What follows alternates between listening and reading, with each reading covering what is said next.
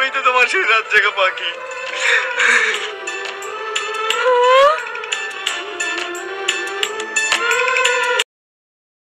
যেতে বলি তখন তো যাস না, আমার দিকেও একটু তাকিয়ে দেখ।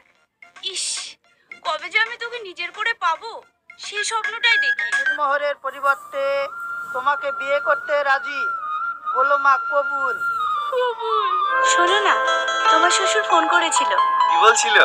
তোমাকে একটা কথা বলবে তো লজ্জা পাচ্ছে। কথা? আব্বা একটা জমি কিনছে।